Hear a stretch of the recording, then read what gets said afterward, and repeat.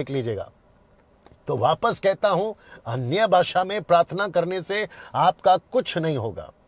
पहली बात तो डैनियल राज अन्य भाषा को नहीं मानता, मैं नहीं मानता। ये गलत है, ये गलत है, ये गलत है। वापस कहता हूं, ये गलत है। ऐसी कोई भाषा बाइबल के अंदर नहीं है। ऐसी कोई भाषा यीशु ने नहीं बोली, ऐसी कोई भाषा पतरस और पौलुस ने नहीं बोली, और ना ही किसी कलीसिया ने बोली जो आजकल हमारे मसीह समाज में चल रहा है। मैं उसके सख्त खिलाफ हूं। मैं आपको बता रहा हूं, मैं सख्त खिलाफ हूं।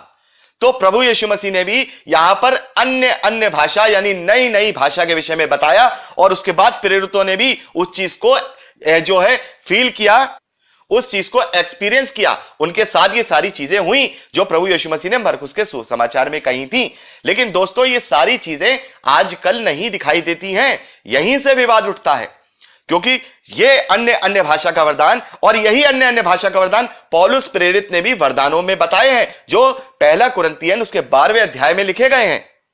पहला कुरिन्थियन 12वें अध्याय 4 वचन में पौलुस कहते हैं, वरदान तो कई प्रकार के हैं परंतु आत्मा एक ही है, और सेवा भी कई प्रकार की है परंतु प्रभु एक ही है, और प्रभावशाली कार्य कई प्रकार के हैं परंतु परमेश्वर एक ही है, जो सब में हर प्रकार का प्रभाव उत्पन्न करता है, परंतु सबके लाभ पहुंचाने के लिए हर एक को आत्मा का प्रकाश दिया जाता है। तो यहां पर जो वरदान है वो इस प्रकार से है आत्मा के द्वारा बुद्धि, ज्ञान, विश्वास, चंगाई, सामर्थ्य और भविष्यवाणी, आत्माओं की परख और अनेक प्रकार की भाषा और भाषाओं का अर्थ बताना। तो इस प्रकार से ये 9 प्रकार के जो वरदान हैं, 9 प्रकार के जो सामर्थ्य के काम हैं, यहां पौलुस कहते हैं ये जो है प्रभु के विश्वासियों को दिए जाते हैं। ये आत्मा के द्वारा दिए जाते हैं, और जो जिस योग्य होता है उसके द्वारा उसे दे दिए जाते हैं। किसी में एक से ज्यादा वरदान दिए जाते हैं या किसी में एक ही वरदान दिया जाता है। तो यहां पर भी हम देखते हैं जो प्रेरित पौलुस हैं, यहां पर भी अनेक प्रकार की भाषा का जो है वर्ड इस्तेमाल कर रहे हैं, जो कि मरकुस के सुसमाचार में प्रभु यीशु मसीह ने कहा है, नई नई भाषा। और यही हमने जो है प्रेरितों के कार्य 2 अध्याय 10वां अध्याय 19वें अध्याय में देखा, और उस चीज को खुद पौलुस ने भी एक्सपीरियंस किया है कि उसने हाथ रखा और वो अन्य अन्य भाषा में बात करने लगे। और यही वरदान यहां पे पहला कुरिन्थियन 12वें अध्याय में हम देखते हैं। लेकिन अब जो सवाल उत्पन्न हो रहा है कि इस प्रकार का वरदान क्यों नहीं दिखाई दे रहा है कलीसियाओं में, क्यों एक पर्टिकुलर एक अनजान भाषा को हम सुनते हैं। यही बात को जानने के लिए जब हम उनसे कहते हैं कि इस प्रकार का जो है वरदान नहीं होता है, तो वो लोग क्या करते हैं, पहला कुरिन्थियन उसका 14वां अध्याय पढ़ते हैं। तो मैंने भी उसे पढ़ा और ये जानने की कोशिश करा, और बहुत बार, अभी नहीं बहुत पहले, कि आखिर ये दान का मतलब यहां पर क्या है। 14वां अध्याय जब हम पढ़ते हैं तो मुझे सारी चीजें वहां पर क्या हो गई, क्लियर हो गई। क्योंकि जब हम इसको आत्मा के जो है अधीन होकर के अगर हम इस 14वें अध्याय को पढ़ेंगे, और अगर कोशिश करें उससे पहले 13वां अध्याय जो बहुत 13 ही वचन का है वो भी पढ़ लें, तो हमें बहुत ज्यादा क्लियर हो जाएगा कि पौलुस प्रेरित यहां पर क्या कहना चाह रहे हैं। देखिए, पहली चीज तो मैं आपको 13वां अध्याय पहला कुरिन्थियन उसका पहला वचन पढ़ता हूं। यहां पे पौलुस प्रेरित कहते हैं, यदि मैं मनुष्यों और स्वर्गदूतों की बोलियां बोलूं और प्रेम न रखूं तो मैं ठनठनाता हुआ पीतल और झंझनाती हुई झांझ हूं। तो यहां पर जो मनुष्य और स्वर्गदूतों की बोलियां जो यहां पर प्रेरित पौलुस कह रहे हैं, तो क्या मतलब है, ये स्वर्गीय भाषा के विषय में कह रहे हैं। तो यहां पे पौलुस क्या कह रहे हैं, अगर ये सारी चीजें, और ये अलग मैटर है, लेकिन मैं आपको बता रहा हूं, ये अन्य भाषा का जब हम अध्ययन कर रहे हैं तो अन्य भाषा के विषय में, तो यहां पौलुस प्रेरित क्या कह रहे हैं, अगर मैं अन्य भाषा में बात कर रहा हूं, स्वर्गदूतों जैसी बोली बोल रहा हूं, तो इसका मतलब क्या है, मेरे अंदर प्रेम नहीं पाया जा रहा, तो मैं ठनठनाती हुई पीतल हूं, मैं झंझनाती हुई झांझ हूं। तो यहां पर जो है पौलुस प्रेरित कुरिन्थ की कलीसिया में क्या देख रहे हैं। जब आप इस पूरे आप इस अध्याय को जब पढ़ेंगे तो कहीं ना कहीं ये आपको लगेगा जो कुरिन्थ की कलीसिया है उसको वहां पर कुछ पौलुस जो है गलत चीजें देख रहे हैं। यानी कि जो अन्य भाषा का वरदान है, अन्य भाषा के वरदान को दे करके पौलुस क्या देख रहे हैं कि जो मसीह के विश्वास में नहीं है वो लोग भी एक अनजानी भाषा को बोल रहे हैं, प्रोनाउंसिएशन कर रहे हैं और बोल बोल करके प्रार्थनाएं कर रहे हैं। तो पौलुस प्रेरित को यह चिंता हो गई कि अब हम इनमें से सही लोगों को और गलत लोगों की पहचान कैसे करें, यानी कि अभी पौलुस प्रेरित इस बात को जो है जान रहे हैं कि हो सकता है ये स्वर्गदूतों की बोली यानी अन्य भाषा में बात कर रहे हैं जो कि परमेश्वर की ओर से हो, लेकिन इसमें बहुत से ऐसे छुपके आ गए हैं जो खुद को धर्मी साबित करने के लिए क्या कर रहे हैं, 10-15 शब्द सीख करके वो दूसरों को दिखा रहे हैं कि देखो हमारे पास भी क्या मिल गया है, वरदान मिल गया है। तब पौलुस प्रेरित यहां 14वें अध्याय को लिखते हैं और एक बहुत ही अच्छी एक बीच की तरकीब निकालते हैं जिससे कि क्या होगा, जो सच्चे लोग होंगे वो भी बुरा नहीं मानेंगे और जो झूठे होंगे उनका भी पता चल जाएगा। देखिए यहां पे बहुत ध्यान से सुनिएगा और मैं सबको रिकमेंड करूंगा जितने भी मेरे भाई बहन हैं, 14वां अध्याय 1 कुरिन्थियन पहले वचन से लेकर के आप 40वें वचन तक पूरा एक बार नहीं, 2 बार नहीं, 3 बार नहीं, बार बार उसे पढ़िए। आत्मा आपकी अगुवाई करेगा और आपको इस विषय में मुझसे सीखने की जरूरत नहीं पड़ेगी। आत्मा आपको स्वयं सब बातें जो है रिवील करा देगा। देखिए यहां पे प्रेरित पौलुस क्या कहते हैं, पहले वचन से पढ़ता हूं, प्रेम का अनुकरण करो और आत्मिक वरदानों की धुन में भी रहो, विशेष करके यह कि भविष्यवाणी करो, क्योंकि जो अन्य भाषा में बात करता है वह मनुष्यों से नहीं परंतु परमेश्वर से बातें करता है, इसलिए कि उसकी बातें कोई नहीं समझता। तो दोस्तों यहीं पर आकर के कंफ्यूजन हो जाता है कि जब प्रेरित पौलुस को ये मालूम है या जो एक अलग जो कम्युनिटी है वो ये बोलती है कि नहीं भाई जो अन्य भाषा का वरदान नहीं होता, तो यहां पर वो लोग क्या करते हैं, क्लेम करते हैं कि देखिए पौलुस प्रेरित हैं वो ये कह रहे हैं कि जो अन्य भाषा में बात करता है वो परमेश्वर से बात करता है, यानी कि अन्य भाषा होती है। और 5वें वचन में भी ये कहा, पौलुस ने ये कहा है, मैं चाहता हूं कि तुम सब अन्य भाषाओं में बात करो, पर इससे अधिक ये चाहता हूं कि भविष्यवाणी करो। तो यहां पर पौलुस क्या कह रहे हैं, मैं चाहता हूं कि तुम अन्य भाषा में बात करो भाई, क्योंकि जो अन्य भाषा में बात करता है वो परमेश्वर से सीधी डायरेक्ट बात करता है। तो यहां पर पौलुस ने सीधा सीधा क्यों नहीं कहा कि अन्य भाषा का टाइप तरीके का वरदान कोई होता ही नहीं है, क्योंकि हमने पेंतकुस्त के दिन देखा, मैंने भी बहुत लोगों को देखा, मैं भी लोगों पर सर पे हाथ रखता था, आत्मा का वरदान मिला, मुझे भी मिला, अनेक प्रकार की भाषा का वरदान होता है। ये जो अनजान भाषा आप बोल रहे हैं, इस प्रकार का वरदान आत्मा के द्वारा नहीं दिया जाता। यहां पौलुस साफ साफ कह सकते थे, लेकिन उन्होंने, जो कि वो आत्मा में है, जबकि वो पवित्र आत्मा की सामर्थ्य से इस वचन को लिख रहे हैं और आत्मा जानता है कि आगे आने वाले समय में बहुत सारी कलीसियाओं की पीढ़ियां इस चीज को पढ़ेंगी तो वो भ्रमित हो सकती हैं। तो यहां पे पौलुस ने साफ साफ ये क्यों नहीं कहा कि अन्य भाषा का वरदान होता ही नहीं है, ये गलत है, केवल अन्य भाषा का वरदान होता है। इन वचनों को पढ़कर और पेंतकुस्त के जो दूसरा प्रेरित को पढ़कर मैं एक नतीजे पर पहुंचा कि इसका मतलब यह है कि देखिए, हम किसी भी बात को जब तक हम पूरी तरह से नहीं जानते हैं और हम बाइबल का अध्ययन कर रहे हैं और वहां लिखा है, और बाइबल जो है पवित्र आत्मा की प्रेरणा से लिखा गया है, कोई ऐसे ही किसी ने नहीं लिख दिया है जो एक बात व्यंग के रूप में लिख दी कि उसके रूप में लिख दी। बहुत से लोग कहते हैं व्यंग के रूप में इसलिए लिख दी है पौलुस ने, यहां कोई व्यंग नहीं हो रहा है, यहां परमेश्वर का वचन लिखा जा रहा है और जो लिखा जा रहा है वो बिल्कुल सीरियसली लिखा जा रहा है। तो यहां पर जब मैंने 14वें अध्याय को पढ़ा और जब मैंने दूसरा अध्याय प्रेरितों के कार्य को पढ़ा और जब मैंने मरकुस का सुसमाचार 16वां अध्याय 17वां वचन पढ़ा, तब आत्मा के द्वारा मुझे इस बात का एहसास हुआ, रिविलेशन हुआ कि अन्य भाषा का वरदान भी होता है और अन्य भाषा का वरदान भी होता है।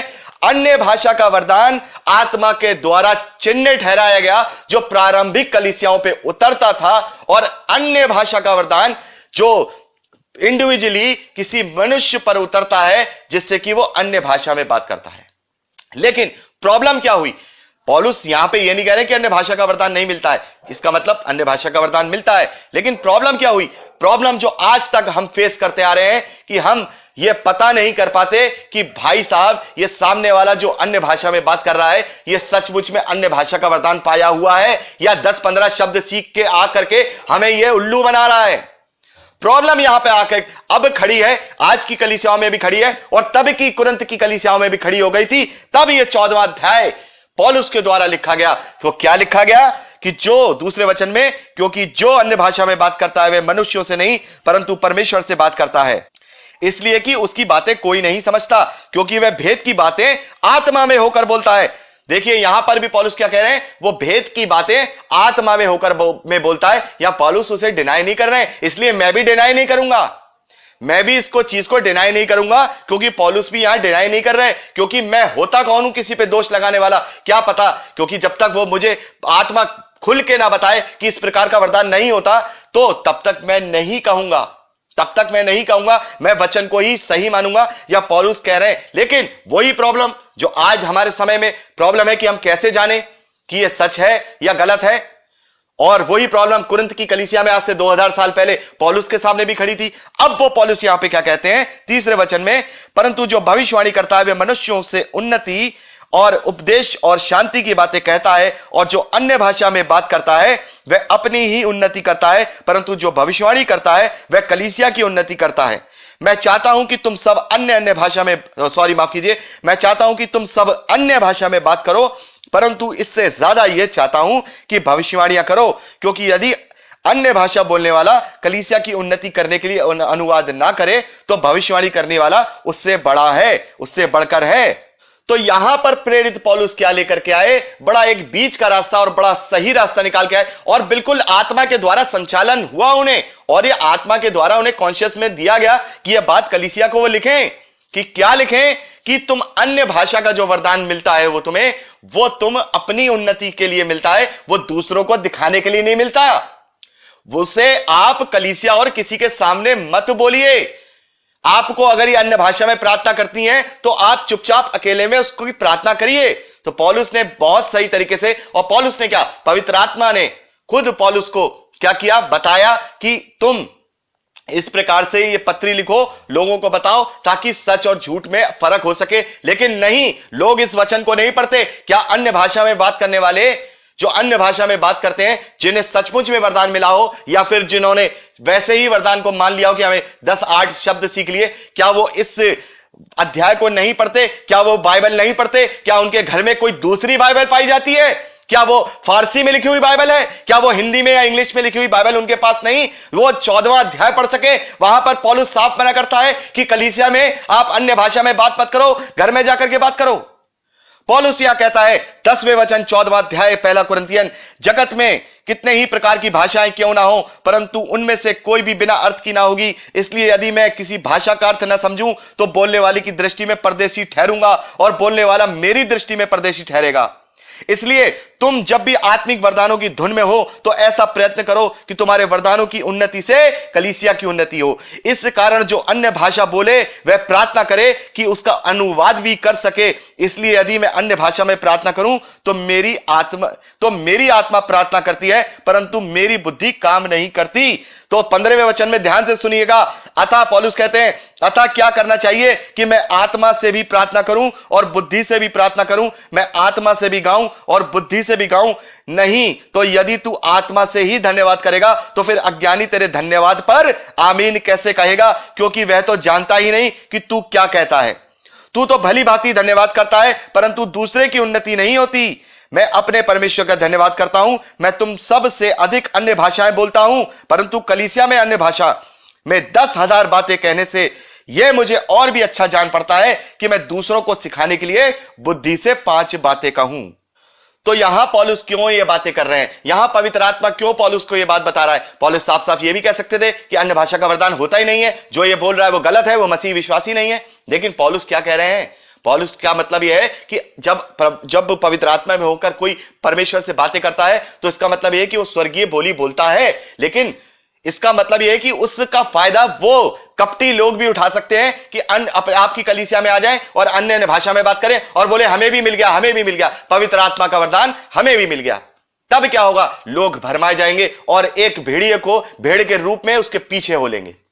तो इसीलिए यहां पवित्र आत्मा के द्वारा पौलुस को यह सिखाया और बताया गया कि वो कलीसिया से क्या कहे, इसके विषय में बताए कि यदि किसी को यह अन्य भाषा का वरदान मिला है तो वह किसी के सामने जब तक कि, देखिए पढ़ लेते हैं, यहां पे आप पूरा पढ़िएगा, इसको बहुत अच्छे से समझ जाएंगे। पौलुस कहता है 26वें वचन से, इसलिए है भाइयों क्या करना चाहिए, जब तुम इकट्ठे होते हो तो हर एक के हृदय में भजन या उपदेश या अन्य भाषा या प्रकाश या अन्य भाषा का अर्थ बताना रहता है। सब कुछ आत्मिक उन्नति के लिए होना चाहिए। यदि अन्य भाषा में बात करनी हो तो 2 या बहुत हो तो 3 जन बारी बारी से बोलें और एक व्यक्ति अनुवाद करे, परंतु यदि अनुवाद करने वाला ना हो तो अन्य भाषा बोलने वाला कलीसिया में शांत रहे और अपने मन से और परमेश्वर से बातें करे। पौलुस ये साफ साफ, क्या ये अन्य भाषा जो सबके सामने, बड़े बड़े स्टेजेस के सामने, बड़े बड़ी कलीसियाओं के सामने, बड़े बड़े पुलपिट्स के ऊपर ये अन्य भाषा में बात करते हैं, अन्य भाषा में बात करके प्रार्थना करते हैं, क्या इन्होंने ये वचन नहीं पढ़ा कि पौलुस कहता है कि यदि कोई अनुवाद करने वाला उस कलीसिया में मौजूद ना हो तो आपको वो अन्य भाषा किसी के सामने बोलनी नहीं है, आपको चुप हो जाना है। आप अपने मन में होकर के परमेश्वर से बातें करिए, आप अपने घर में जाकर के परमेश्वर से बातें करिए, क्योंकि आप वहां कोई जो कलीसिया की उन्नति नहीं कर रहे हैं। देखिए, उससे पहले अगर हम पढ़ेंगे इसको, आप 22वें वचन से पढ़ेंगे तो यहां पौलुस कहता है, इसलिए अन्य भाषाएं विश्वासियों के लिए नहीं परंतु अविश्वासियों के लिए चिन्ह है, और भविष्यवाणी अविश्वासियों के लिए नहीं परंतु विश्वासियों के लिए चिन्ह है। अतः यदि कलीसिया एक जगह इकट्ठी हो और सबके सब अन्य भाषाएं बोलें और बाहर वाले आकर या अविश्वासी लोग भीतर आ जाएं, तो क्या वे तुम्हें पागल ना कहेंगे? क्या वे तुम्हें पागल ना कहेंगे? हालेलुया। वचन आपको साफ साफ इंडिकेशन दे रहा है, वचन आपको साफ साफ बता रहा है कि आपको क्या करना है। आपके पास, अगर आपको लगता है सचमुच में मेरे पास अन्य भाषा का वरदान है, तो प्लीज पौलुस और परमेश्वर का वचन आपको यह कहता है कि आप कलीसिया में शांत रहिए, चुपचाप रहिए और अपने मन में क्या करिए? अन्य भाषा में बात करिए, ताकि किसी के ऊपर अपनी इस बात को उजागर मत करिए। तो यह इसलिए कहा गया ताकि जो कपटी लोग हैं उनका कपट कलीसिया से दूर हो सके। जब तक अनुवाद करने वाला ना हो तब तक आप अन्य भाषा में बात करते हैं, तो इसका मतलब आप वचन पढ़े हुए नहीं है। तो यहां मैं दोनों ही मतों को क्या करता हूं? दोनों ही मतों को गलत कहता हूं, जो कहते हैं कि अन्य भाषा नहीं होती और जो कहते हैं अन्य भाषा होती है और सबके सामने बोलनी चाहिए। होती है तो ठीक है, आपकी आत्मिक उन्नति के लिए आप घर जाइए, अपनी आत्मिक उन्नति करिए, परमेश्वर से बातें करिए अन्य भाषा में, उस भाषा में जिसे कोई ना समझता हो। यदि आपको फिर परमेश्वर उसका अनुवाद करने का भी क्या कर दे, आपको दान दे दे, तो आइए, कलीसिया में आपका स्वागत है। आप कलीसिया में आइए, आप एक तरफ अन्य भाषा में बात करिए, एक तरफ कलीसिया उसका क्या करेगी, एक तरफ दूसरा व्यक्ति जिसके पास अनुवाद करने का, जैसे हम पहला कुरिन्थियन 12वें अध्याय में भी देखते हैं उसके 10वें वचन में कि किसी को अनेक प्रकार की भाषा और किसी को भाषाओं का अर्थ बताना। तो मैं ये देखता हूं कि 9 वरदान है, इसमें से 8 वरदान तो कहीं दिखाई देते नहीं है, केवल एक वरदान दिखाई देता है। पता नहीं कौन सी भाषा में बात करते हैं, आई डोंट नो, परमेश्वर मुझे क्षमा करे। लेकिन बहुत से लोग उसमें कपटी ऐसे होते हैं जो 8-10 शब्दों के अलावा और कोई भाषा को बोल ही नहीं पाते। अरे मैं कह रहा हूं, जो अन्य भाषा का वरदान होता है, क्या वो 7-8 वर्ड का या 7-8 शब्दों का होता होगा? बिल्कुल नहीं, वो एक पूरी भाषा होती होगी। यदि परमेश्वर की तरफ से वो होती है और वचन कहता है होती है, तो होती है। मैं कौन होता हूं कि कहूं कि नहीं होती है? होती है। लेकिन परमेश्वर का वचन मुझे सबके सामने बोलने के लिए भी मना करता है, प्रतिबंधित करता है।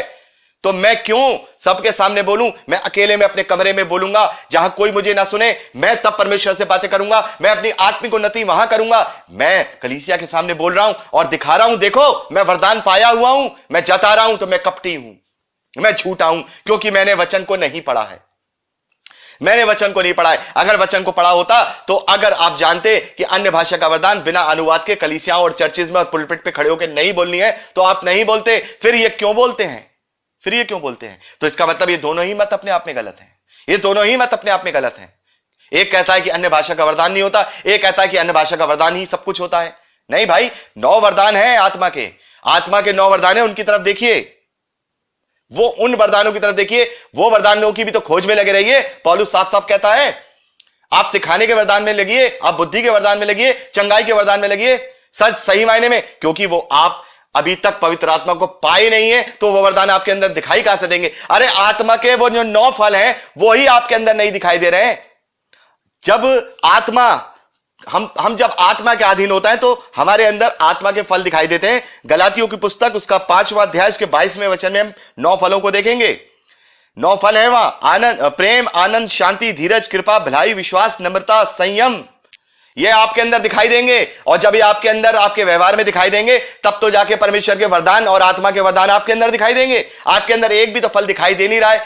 आत्मा के वरदान जो 9 है, उसमें से 8 वरदान किसी कलीसिया में दिखाई दे नहीं रहे, केवल अन्य भाषा का वरदान दिखाई दे रहा है। साहब, हमने पवित्र आत्मा का दान पा लिया, हम अन्य भाषा में बात करेंगे। अरे मैं कह रहा हूं बिल्कुल ओके, मैं मानता हूं, आई एग्री विद यू। मैं जानता हूं जब पौलुस का वचन पौलुस ने कहा है, वचन में लिखा है कि अन्य भाषा का वरदान होता है, और जहां पौलुस कहता है क्योंकि जो अन्य भाषा में बात करता है वह मनुष्यों से नहीं परंतु परमेश्वर से बात करता है, इसलिए कि उसकी बातें कोई नहीं समझता क्योंकि वह भेद की बातें आत्मा में होकर बोलता है। या पौलुस ने बोला है कि आत्मा में होकर बोलता है, लेकिन पौलुस कहता है कि ऐसे कपटियों से बचने के लिए अच्छा है कि आप उसको कलीसिया में ना बोले और अपने घर में और अपने मन में बोले। तो उसको समझना होगा, हमें उसको समझना होगा। अगर कोई आज के बाद आपको ये वरदान बोलता हुआ दिखाई दे तो उसको आप कहिए कि ब्रदर आप पहला कुरिन्थियन 14वां अध्याय और उसके 26वें वचन से लेकर के 30वें वचन तक पढ़िए और आप मुझे समझाइए वो वचन मुझसे क्या कहता है। आप उससे ये मत कहिए कि आप ये वरदान मत बोलिए, आप उसको कहिए ये बात मुझे समझ नहीं आती ब्रदर, आप मुझे समझाइए कि पहला कुरिन्थियन 14वां अध्याय उसके 26वें वचन से लेकर के 31वें वचन तक वचन वो हमसे कहता क्या है। फिर देखिएगा कि उसने क्या पढ़ा, किस तरीके से पढ़ा, कैसे पढ़ा, उसने क्या जवाब दिया। वहां तो लिखा है कि आपको नहीं बोलना है। तो ब्रदर मैं दोनों ही चीजों को डिनाई करता हूं और पवित्र आत्मा के माफ कीजिएगा, पवित्र शास्त्र हमें यह सिखाता है कि जो शुरुआती चिन्ह थे, जो आत्मा के चिन्ह थे, जो प्रारंभिक कलीसियाओं को दिए गए थे, वो चिन्ह क्या थे? वो चिन्ह ये थे कि वो क्या करते थे? नई नई भाषा में बात करते थे, अन्य अन्य भाषा में बात करते थे, वो सांपों को उठा लेते थे, उनको कोई हानि नहीं होती थी, वो विष को भी पी लेते थे तो भी उनको हानि नहीं होती थी, वो किसी पे सर पे हाथ रखते थे और वो चंगाई को प्राप्त कर लेते थे, और वो क्या करते थे? प्रभु यीशु मसीह के नाम से दुष्ट आत्माओं को भी निकालते थे। ये इसका ऐसा नहीं है कि आज ये वरदान नहीं है, लेकिन वो बड़े पैमाने पर एक कलीसिया को बनाने पर था। परमेश्वर प्रभु यीशु मसीह की कलीसिया को बनाने पर था। अब देखिए कहा जाए ये चिन्ह आज क्यों नहीं दिखाई देते हैं, तो देखिए आपको मैं प्रेरितों के कार्य उसका 5वां अध्याय हनन्याह और सफीरा के विषय में बताऊं। हनन्याह और सफीरा ने प्रभु जो है प्रेरितों के साथ क्या किया? धोखा किया, एक जमीन बेची और उसका एक भाग रख लिया। क्या हुआ? जो पतरस से उसने कहा कि तुमने परमेश्वर से झूठ बोला है, तुमने पवित्र आत्मा से झूठ बोला है, इसका मतलब तुमने परमेश्वर से झूठ बोला है। हनन्याह और सफीरा दोनों मर जाते हैं। क्या आजकल कोई चर्च में परमेश्वर के विरोध में बोलने वाला मरता है? कितने सारे पाखंडी खड़े हो गए, आपको सबको पता है। इतने सारे पाखंडी जो परमेश्वर के वचन को बेच रहे हैं, इतने सारे पाखंडी आ खड़े हुए, उनमें से कभी कोई स्टेज पे मरा है आज तक? देखा आपने? जब वो वाले वरदान इस कलीसिया में नहीं दिखाई दे रहे हैं, तो ये वाले वरदान भी हमारी कलीसिया में कैसे दिखाई देंगे? तो वो वरदान उस आत्मिक जो प्रारंभिक कलीसिया थी उसको दिए गए थे ताकि इस चिन्हों के द्वारा उसकी कलीसिया की बढ़ोतरी हो सके। ये चीजें तब दी गई थी, लेकिन आज हमारी आत्मिक उन्नति का जो स्तर है वो बहुत गिरा हुआ है। चाहे कोई कुछ माने चाहे कोई ना माने, मैं कहता हूं कि आज भी मैं भी अपना भी बोलता हूं कि मेरी भी आत्मिक उन्नति का जो स्तर है, अभी जो पहले की कलीसिया थी, जो एक सामान्य विश्वासी है, जो कुरनेलियस अन्य जाति का विश्वासी है, उसके बराबर तो क्या, उसके अभी मैं 10% भी नहीं पहुंच पाया हूं, क्योंकि हम लोग उलझे हुए हैं। इस 21वीं सदी की चकाचौंध में उलझे हुए हैं। हमें यही नहीं समझ में आता कि प्रभु की आशीष क्या है और प्रभु की आशीष क्या नहीं है। हम ये फैसला नहीं कर पाते हैं। तो किस तरीके से हम उलझे हुए अपनी शारीरिक अभिलाषाओं के अंदर? तो क्या हमारी आत्मिक उन्नति का स्तर वहां तक पहुंच सकता है जो प्रारंभिक कलीसियाओं का था? कभी नहीं।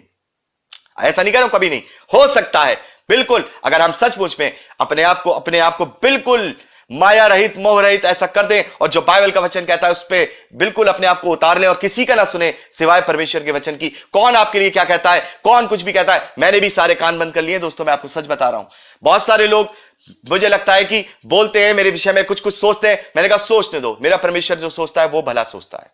कोई कहता है कि ये ऐसा है, कोई कहता है कि ये सिर्फ वचन में है, और ये लोगों की सोच है, लेकिन मैंने उन्हें छोड़ दिया है। मैंने परमेश्वर की सुनूंगा, मैं किसी की नहीं सुनूंगा। मेरे साथ चाहे कुछ भी हो, मेरे साथ कुछ भी होता रहे, लेकिन मैं परमेश्वर की सुनूंगा। तो कोशिश करता हूं, हो सकता है मैं थोड़ा अपने आत्मिक स्तर को, अपने जो आत्मिक स्तर है उससे मैं थोड़ा और बढ़ा पाऊं, ताकि वो जो चिन्ह जो मरकुस के सुसमाचार में हमने देखे 16वें अध्याय में, हो सकता है वो मेरे अंदर, हो सकता है वो आपके अंदर, हो सकता है किसी और भाई के अंदर भी पाए जाएं। अगर वो सही रीति से इस दुनिया की चीजों को छोड़ करके सही रीति से प्रभु के अधीन हो जाएगा, पवित्र आत्मा के अधीन हो जाएगा, तो उसे वो सारी चीजें जरूर मिलेगी। तो दोस्तों मैं समझता हूं कि पूरा इस तरीके से अध्ययन करके आपको समझ में आ गया कि बाइबल हमसे क्या कहता है। बाइबल हमसे 2 वरदानों के विषय में कहता है, एक अन्य भाषा का वरदान जो प्रारंभिक कलीसियाओं को चिन्ह के रूप में दे गया, दूसरा अन्य भाषा का वरदान जो मिलता तो है लेकिन उसको किसी के सामने बोलने के लिए